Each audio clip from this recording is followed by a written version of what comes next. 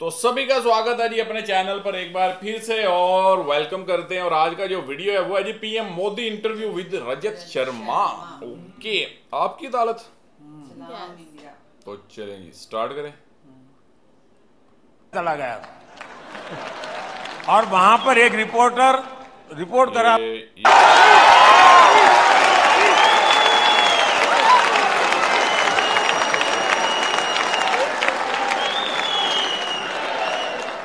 और बिना कोई सिक्योरिटी चेक में सीधा चला गया और वहां पर एक रिपोर्टर रिपोर्ट कर रहा था। अल्लाह तौबा, हाय अल्लाह तौबा, ये बिना वीजा कैसे आ गए? ये चर्चा थी टीवी पे। ये बिना वीजा कैसे आ गए?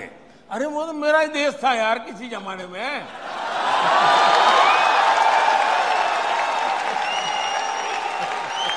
ये पाकिस्तान की बात कर रहे हैं भाई से। ये थिंक जब नवाज शरीफ ने वो शादी थी पहले मोदी जी हम लोग परेशान रहते थे पाकिस्तान से, यहाँ आए मार के चले गए, यहाँ आए मार के चले गए, फिर सर्जिकल स्ट्राइक हुआ, एयर स्ट्राइक हुआ। वो पिछले टर्म की बात थी। इस टर्म में पाकिस्तान के लोग बड़ी लंबी लिस्ट दे रहे हैं, अननोन आदमी आके मार जाता है। मुद्दा वो नहीं है। पाकिस्तान के लोग परेशान हैं, मैं जानता हूं।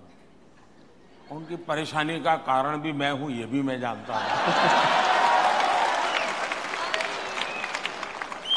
लेकिन दुख इस बात का है जब मेरे देश का ही एक व्यक्ति, जिम्मेवार व्यक्ति, जिम्मेवार पार्टी का व्यक्ति ये कहे कि कसाब को,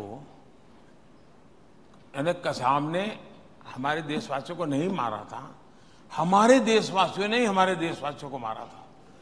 पाकिस्तान की फेवर में, कसाब की फेवर में, मेरे देश के एक पार्टी जो सालों तक सत्ता में रही है, जब 26/11 हुई तब वो पावर में थे, उनकी तरफ से जब ये बयान आ जाए कि ये कोई पाकिस्तान के लोगों ने आतंकवाद नहीं किया था, हिंदुस्तान के लोगों ने किया था, तब जाकर के माथा शर्म से झुक जाता है, बहुत दर्द होता है। मुझे मेरी वहां से खबर आए कि भाई हमारा ये मारा, हमारा वो मारा, हमारा ठिकाना मारा। अब वो रोते रहे वो तो मैं समझ सकता हूं जी, यहां वाले क्यों रोते मैं समझ नहीं रहा। यहां वालों ने एक और ऐसी बात कही थी जो बहुत शर्मनाक है। जब राम मंदिर बन के तैयार होने वाला था तो उद्धव ठाकरे की पार्टी के प्रवक्ता ने कहा कि ट्रेन में राम भक्तों को ले जाएंगे और पाकिस्तान की मदद से उस ट्रेन के ऊपर गोले बरसाएंगे, लोग मर जाएंगे, दंगे होंगे और फिर मोदी जी चुनाव जीत जाएंगे। अब दंगे तो नहीं हुए, कोई ट्रेन भी नहीं चली। अब जाकर उनको किसी ने पूछना चाहिए कि भाई आप कोई दवाई ववाई लेते हैं कि नहीं लेते हैं? कोई मेडिकल चेकअप कराया कि नहीं कराया? कोई तो पूछो जाके भाई। चलिए आप ये सवाल नहीं पूछ सकते, लेकिन उनकी हेल्थ का तो पूछो, उनकी बीमारी क्या है ये तो पूछो, क्योंकि ऐसी बातें ऐसे नहीं निकलती भाई। कोई स्वस्थ मनुष्य थोड़ा करता है। तो सचमुच में आप जैसे लोग और आप लोगों की पहुंच हर जगह पे होती है, जरा पूछो तो भाई, अब तबीयत ठीक है ना? ये पूछना चाहिए उनको। कुछ नहीं हुआ फिर भी 400 पार।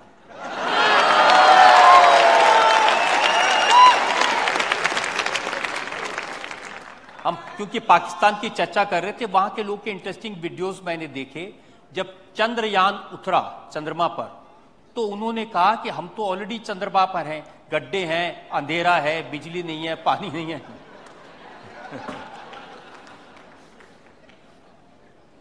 ऐसा है, उनके लिए झंडे पर चांद है तो बहुत कुछ है। मेरे लिए चांद पे झंडा हो वो सब कुछ है।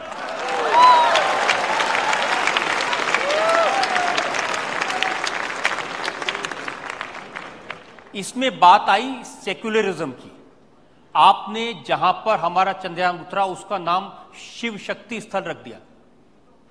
ये देश का दुर्भाग्य है कि हर चीज में वोट बैंक के नजरिए से देखा जाता है। कोई मुझे कहे कि शिव शक्ति से इतराज क्या है जी, इस सृष्टि के नियंता है। और मेरा गुनाह ये कि मैंने कहा कि चंद्रमा पर जहां पर मेरा चंद्रयान लैंड किया था उस पॉइंट का नाम मैं किसी भी बीजेपी के नेता का रख सकता था, कोई मुझे मना नहीं करता, क्योंकि उन्होंने वो परंपरा बनाई थी। लेकिन मैंने वैसा नहीं किया, मैंने शिव शक्ति रखा। तो वो इनके दिमाग पर ऐसा उसका असर था, बोल तो पाए नहीं, लेकिन बाद में कोई 1 साल के बाद उन्होंने बयान दिया कि हिंदू में जो शक्ति है ना, मैं उस शक्ति को नष्ट कर दूंगा। अब वो मुझे पता है यार, उस दिन का जहर वहां तक पड़ा हुआ है, लेकिन उनको मालूम नहीं है कि मैंने शिव और शक्ति दोनों बोला है, और शिव में जहर पीने की ताकत भी तो बहुत होती है।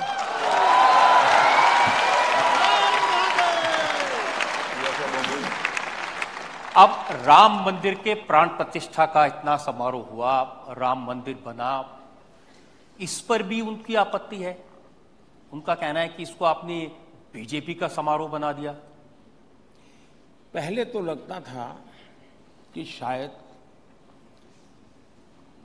सेकुलरिज्म की उनकी जो विकृत मानसिकता है उसका परिणाम होगा कि वो 70 साल तक इस मामले को अटकाने के लिए जो भी कर सकते हैं करने की कोशिश की।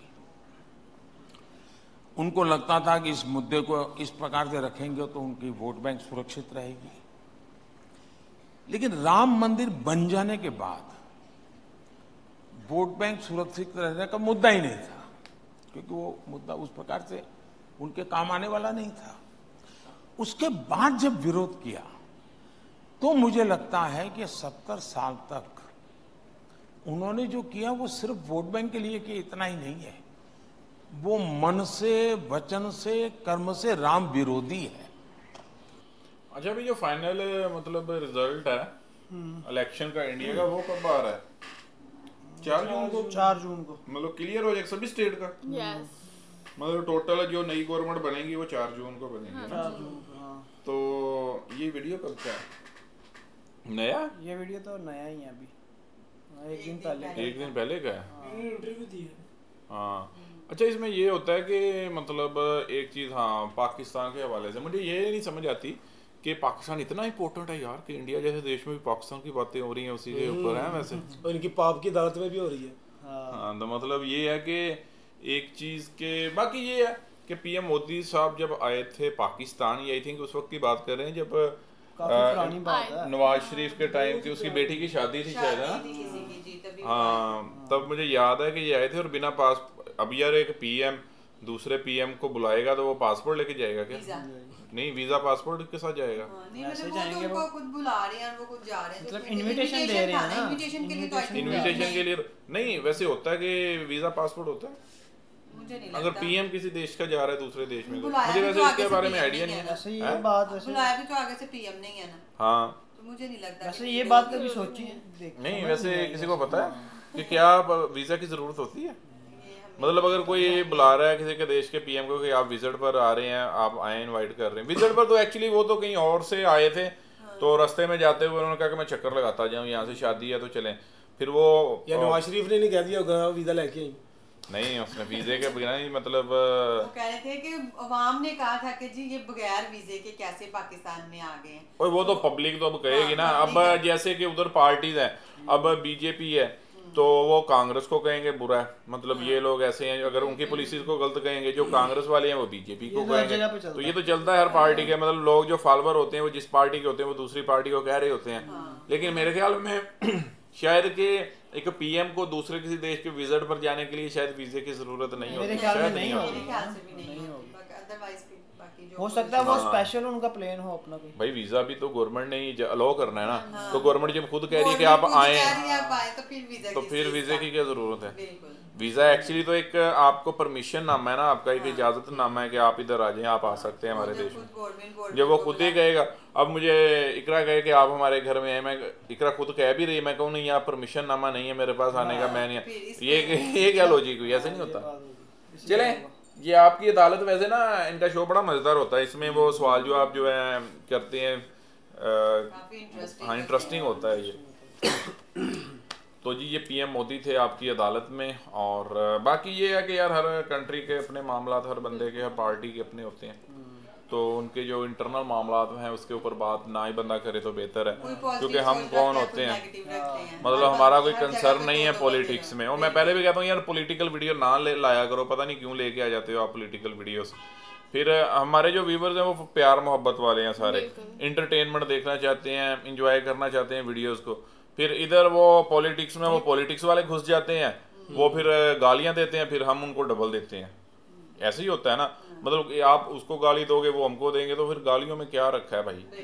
गालियां वाला तो मतलब एक चीज़ है कि प्यार मोहब्बत वाली, जब हम एक काम वो कर रहे हैं कि जिससे प्यार बढ़े, तो फिर ये चीज़ें जो है ना ये ना लाया करो यार।